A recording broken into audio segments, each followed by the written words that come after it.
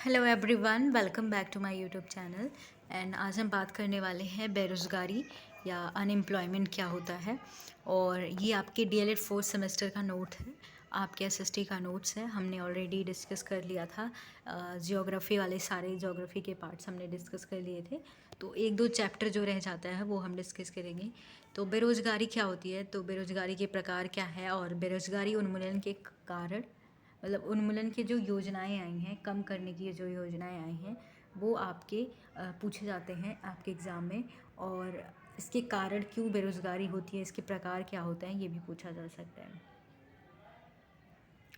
बेरोज़गारी क्या होती है? बेरोज़गारी और अर्ध बेरोज़गारी भारत की सबसे गहन समस्या है। जैसे कि आप सभी जानते हैं कि अनएम्प्लॉयमेंट इस लॉकडाउन में भी बहुत बढ़ गया। कोविड की वजह से लोग बेरोज़गार हैं, और पहले भी इंडिया में बहुत बेरोज़गारी थी। लोग को अपनी इच्छाओं के अनुसार जॉब नहीं मिल पाता था। कंपटीशन इतना बढ़ गया है, प्रतियोगिता इतनी बढ़ गई है कि लोगों को उनके हिसाब से जॉब नहीं मिल पा रहा है। ठीक है, जैसे आप अपने फील्ड में देख लीजिए कि UP TET CTET qualify करने के बाद कितने सारे कैंडिडेट क्वालिफाई करते हैं, लेकिन वैकेंसी जो होती है, सीट्स कम होती है, जिसकी वजह से बहुत कम लोगों का ही सिलेक्शन हो पाता है। तो इसी तरीके से ये बहुत बड़ी समस्या बन गई है। इसमें कई अन्य समस्याएं उत्पन्न हो जाती है। जो बेरोज़गारी से क्या क्या होता है, और भी समस्याएं उत्पन्न होती है, जैसे कि गरीबी। अगर इंसान बेरोज़गार है तो उसको गरीबी तो ऑब्वियसली आएगी। निरक्षरता, यानी वो अपने बच्चों को नहीं पढ़ा पाएगा अगर पेरेंट्स बेरोज़गार है तो। और स्वास्थ्य संबंधित, मतलब अपनी जो बच्चे हैं उनको खिला पिला नहीं पाएगा, और अन्य समस्याएं जैसे आ सकती हैं। अगर डेफिनेशन आती है कि बेरोज़गारी क्या होती है, तो बेरोज़गारी वह दशा है जिसमें कमाने की क्षमता व इच्छा दोनों हो, फिर भी उसको वैधानिक काम नहीं मिल पाए। मतलब अगर एक इंसान उत्सुक है और उसके पास योग्यता भी हो, लेकिन उसको उसके हिसाब से जो वेतन है या सैलरी है और उसके हिसाब से जॉब नहीं मिल पाता, वो बेरोज़गारी होती है। बेरोज़गारी की जो स्थिति है, दो कारणों से हो सकती है, दो रूपों में हो सकती है। पहला तो ऐच्छिक, जिसको हम वॉलेंटरी बेरोज़गारी या वॉलेंटरी अनएम्प्लॉयमेंट कहते हैं। और इनवॉलेंटरी अनएम्प्लॉयमेंट, यानी अनैच्छिक, जो बिना इच्छा के हो। तो ऐच्छिक बेरोज़गारी जो इच्छा से हो, तो इसका मतलब क्या है? जब श्रमिक कोई भी उत्पादन कार्य करना ही नहीं चाहते हो, या उनको रोज़गार प्राप्त करने की कोई इच्छा ही ना हो, तो ऐसे श्रमिकों को ऐच्छिक बेरोज़गार कहा जाता है। मतलब आपके पास उपलब्ध साधन है, आपको रोज़गार मिल रहा है, लेकिन अपनी इच्छा से करना ही नहीं चाहते, तो ऐच्छिक बेरोज़गारी हो जाती है। अनैच्छिक मतलब इनवॉलेंटरी, यदि यदि अर्थव्यवस्था में श्रमिक प्रचलित चालू मजदूरी दर पर कार्य करने के लिए तत्पर हो। जो भी अर्थव्यवस्था है, अगर आपको जितनी सैलरी मिल रही है उस पर आप काम करने के लिए तैयार भी हो, लेकिन क्या होता है, ये मजदूरी, मतलब आप वो काम करने के लिए इच्छा हो, लेकिन क्या है, उसको कोई कार्य ना मिले, तो ऐसे लोगों को अनैच्छिक बेरोज़गार कहते हैं। जो कि इच्छा रखते हैं कार्य करने के लिए, लेकिन उनको वो मिल नहीं पाता, वो कार्य नहीं मिल पाता, तो इस दशा को अनैच्छिक बेरोज़गारी कहते हैं। इसको हम ये बहुत ही कॉमन बेरोज़गारी है, क्योंकि सभी लोग क्या इच्छा करते हैं जॉब पाने के लिए, ये नहीं मिल पाता है, तो ये खुली बेरोज़गारी के नाम से भी जाना जाता है। इसको कई भागों में बांटा गया है। ठीक है, उसके बाद पहला है संरचनात्मक बेरोजगारी। ये अनैच्छिक बेरोजगारी की बात हो रही है। स्ट्रक्चरल अनएम्प्लॉयमेंट, औद्योगिक क्षेत्र में संरचनात्मक परिवर्तनों के परिणाम स्वरूप उत्पन्न होने वाली बेरोजगारी को संरचनात्मक बेरोजगारी कहते हैं। उद्योग के क्षेत्र में होता है और ये दीर्घकालीन होती है। भारत में बेरोजगारी का स्वरूप इसी प्रकार का है। उद्योग में देखिए तो उद्योग के क्षेत्र में देखा जाता है कि वर्कर का जब ज़्यादा लागत होती है, जब ज़्यादा काम होता है, तो उनको रखा जाता है, उसके बाद उनको हटा दिया जाता है। ये दीर्घकालीन बेरोजगारी होती है। मौसमी बेरोजगारी मतलब मौसम के हिसाब से, जो कृषि क्षेत्र में आप देख सकते हैं, इसमें बेरोजगारी खेती में हो सकता है। इसमें क्या होता है कि वे श्रमिक आते हैं जिनको थोड़ा बहुत काम मिलता है और जितने द्वारा कुछ अंशों तक उत्पादन योगदान देते हैं, किंतु उनको अपनी क्षमता अनुसार काम नहीं मिलता है। जैसे कृषि के क्षेत्र में 6 महीने काम होता है, 6 महीने नहीं होता है, तो इस हिसाब से देखा जाता है। शिक्षित बेरोजगारी का मतलब है कि शिक्षित बेरोजगार ऐसे श्रमिक हैं जिनको शिक्षित करने के लिए संसाधन उपलब्ध कराए जाते हैं। ठीक है, तथा उनकी कार्य कुशलता भी अन्य श्रमिकों से अधिक होती है, किंतु उनको अपनी योग्यताओं के कार्य नहीं मिलता तथा वे बेरोजगारी से ग्रसित हो जाते हैं। जैसे कि आप सभी देख लीजिए, आप जिस फील्ड में हैं, टीचिंग फील्ड में क्या है, आपको ट्रेनिंग दी जा रही है। आप बीटीसी कर रहे हो, आपको ट्रेनिंग दी जा रही है, लेकिन ट्रेनिंग के बाद भी आपके पास जॉब नहीं है, तो ये क्या शिक्षित बेरोजगारी होती है। इसके कारण क्या होते हैं बेरोजगारी के? पहला तो आर्थिक विकास की प्रक्रिया में मानव बल की कुशलता और सक्षमता पर अपार बल देना, उनकी कुशलता क्या है, जो कैपेबल है उनको जॉब नहीं देना। दोषपूर्ण शैक्षिक ढांचा, यानी जिस तरीके से आपकी पढ़ाई हो रही है यानी कोई स्कोप ना हो ऐसी टीचिंग दी जाए। जैसे कि आप देख लीजिए कि मान लीजिए आप ग्रेजुएशन के बाद आपको कोई जॉब नहीं मिलता है। गांधी जी ने भी कहा था कि व्यावसायिक शिक्षा देनी चाहिए जिसमें आपकी जॉब उपलब्ध हो आगे, तो इसमें दोष होता है। उसके बाद अनियंत्रित जनसंख्या वृद्धि, पॉपुलेशन जनसंख्या बढ़ती जा रही है तो कंपटीशन भी बढ़ता जा रहा है। और प्राकृतिक व पूंजीगत संसाधनों की अपर्याप्तता, यानी जो भी नेचुरल सोर्सेस हैं उनकी अपर्याप्त मतलब अपर्याप्त हैं।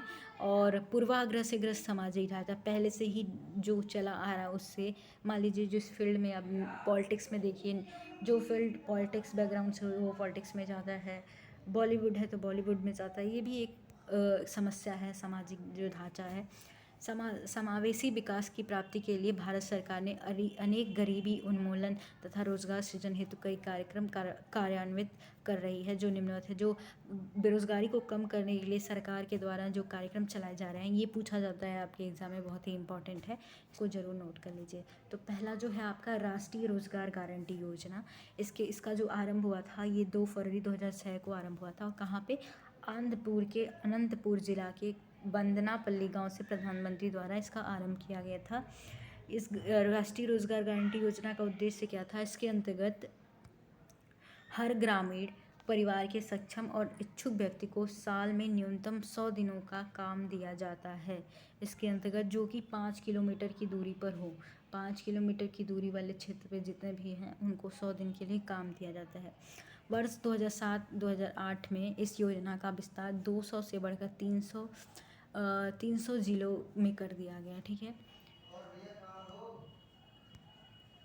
इम्पॉर्टेंट जो है आप वो नोट कर लीजिए। जनवरी 2000 से उपभोक्ता मूल्य सूचांक से जोड़ा गया था इस योजना को, और 2009 में इसका नाम महात्मा गांधी राष्ट्रीय ग्रामीण रोजगार योजना कर दिया गया था 2009 में।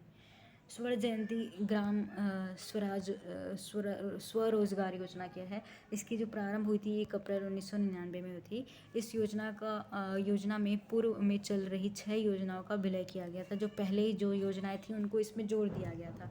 जैसे कि आप देख लीजिए कि समन्वित ग्राम विकास कार्यक्रम जो था इसमें इसको जोड़ लिया गया था। ग्रामीण क्षेत्र में महिला बाल विकास, रोजगार के लिए ग्रामीण युवाओं का प्रशिक्षण, ग्रामीण दस्तकारों के उन्नत रोजगारों का किट आपूर्ति का, गंगा कल्याण योजना और 10 लाख कुआं योजना इसमें जोड़ दिया गया था, इसको मिला दिया गया था इसमें।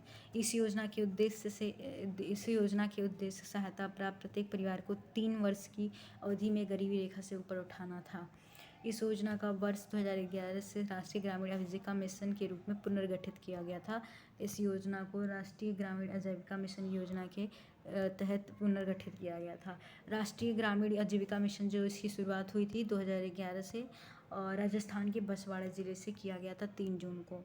इसका जो उद्देश्य था 2024-2025 तक सभी ग्रामीण परिवारों को संगठित करना इसका उद्देश्य है, और लगातार संपोषित करना और सहायता देना जब तक कि वे दयनीय गरीबी से ऊपर ना हो जाए। इस योजना का आधार जवाहरलाल नेहरू राष्ट्रीय शहरी नवीकरण मिशन है, और इसका लक्ष्य झुग्गी झोपड़ी मुक्त भारत बनाना है, ये पूछा जा सकता है, तो इस योजना का ही उद्देश्य है। उसके बाद आता है स्वर्ण जयंती शहर रोजगार योजना। इसकी जो शुरुआत हुई थी, इसकी शुरुआत 1 दिसंबर 1997 में।